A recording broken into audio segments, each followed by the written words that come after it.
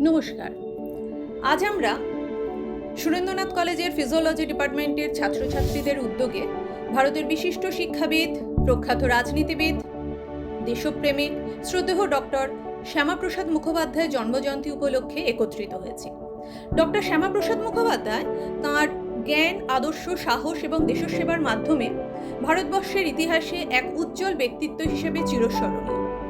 শিক্ষা, জাতীয় ঐক্য এবং সমাজ কল্যাণের প্রতি তাঁর অবদান আজও আমাদের অনুপ্রাণিত করে।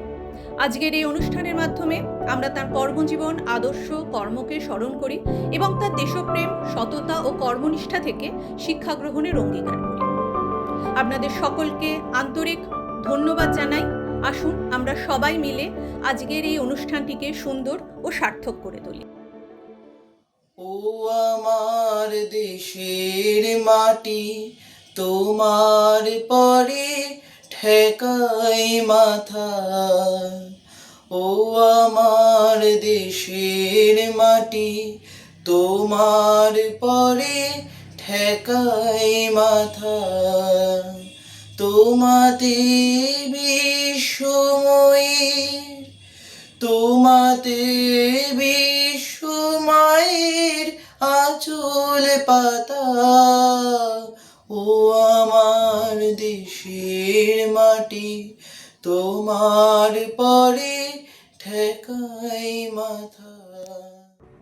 ডক্টর শ্যামাপ্রসাদ মুখার্জির জন্ম 1901 সালের 6 জুলাই কলকাতায়।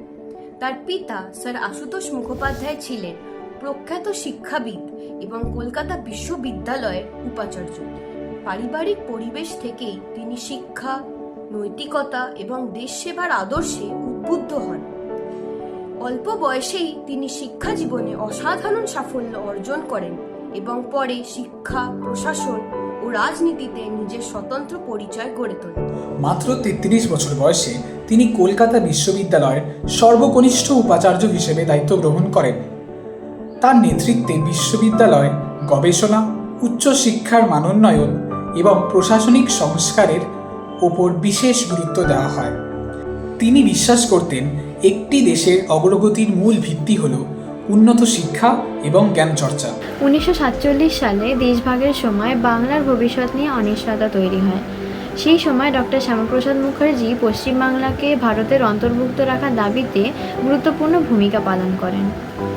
ইতিহাসবিদদের মতে পশ্চিমবঙ্গ গঠনের পেছনে তার ভূমিকা উল্লেখযোগ্য ছিল, যদিও এই ঐতিহাসিক সিদ্ধান্ত বহু রাজনৈতিক নেতা, প্রশাসনিক প্রক্রিয়া এবং তৎকালীন পরিস্থিতি সম্মিলিত হয়। স্বাধীনতার পর তিনি ভারতের প্রথম কেন্দ্রীয় মন্ত্রিসভায় শিল্প ও সরবরাহ মন্ত্রী হিসাবে দায়িত্ব পালন করেন। সদ্য স্বাধীন দেশের শিল্পোন্নয়ন, উৎপাদন বৃদ্ধি এবং অর্থনৈতিক ভিত্তি সুদৃঢ় করার লক্ষ্যে তিনি গুরুত্বপূর্ণ ভূমিকা পালন করেন। তিনি দেশীয় শিল্পের বিকাশ, কর্মসংস্থান বৃদ্ধি এবং আত্মনির্ভর অর্থনীতির উপর বিশেষ গুরুত্ব আরোপ করেছিলেন। তার শিল্পনীতি সম্পর্কিত চিন্তাধারা পরবর্তী সময়ের নীতি নির্ধারণেও প্রভাব ফেলেছে। 1951 সালে তিনি ভারতীয় জনসংঘ প্রতিষ্ঠা করেন। এই রাজনৈতিক দল পরবর্তীকালে ভারতের রাজনীতিতে একটি গুরুত্বপূর্ণ শক্তি হিসেবে আত্মপ্রকাশ করে এবং পরবর্তী সময়ে ভারতীয় জনতা পার্টির ঐতিহাসিক পূর্বসূরি হিসেবে বিবেচিত হয়। তিনি গণতন্ত্র, সাংবিধানিক শাসন, জাতীয় ঐক্য এবং শক্তিশালী প্রশাসনের পক্ষে মত প্রকাশ করতেন।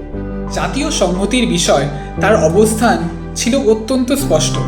তিনি বিশ্বাস করতেন ভারতের প্রতিটি নাগরিকের জন্য সমান সাংবিধানিক অধিকার এবং একটি অভিন্ন জাতীয় পরিচয় থাকা উচিত। সংসদীয় গণতন্ত্র, আইনের শাসন এবং জাতীয় স্বার্থকে তিনি সর্বোচ্চ গুরুত্ব দিতেন।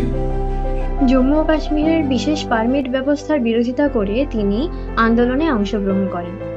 1953 সালে পারমিট ছাড়াই সেখানে প্রবেশের সময় তাকে আটক করা হয়।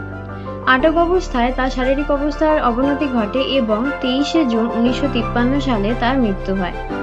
তার মৃত্যুর পরিস্থিতি নিয়ে দীর্ঘদিন ধরে আলোচনা ও বিতর্ক রয়েছে। অনেকেই তার এই ঘটনাকে জাতীয় ঐক্যের উদ্দেশ্যে আত্মত্যাগ হিসেবে স্মরণ করেন। ডক্টর শ্যামাপ্রসাদ মুখার্জির জীবন ও কর্ম আজও শিক্ষা, শিল্পোন্নয়ন, প্রশাসন এবং জাতীয় ঐক্যের আলোচনায় গুরুত্বপূর্ণ স্থান অধিকার করে আছে। তার চিন্তাধারা নিয়ে বিভিন্ন মত ও মূল্যায়ন থাকলেও স্বাধীনোত্তর ভারতের ইতিহাসে তার অবদান সত্যি অস্বীকার করা যায় না।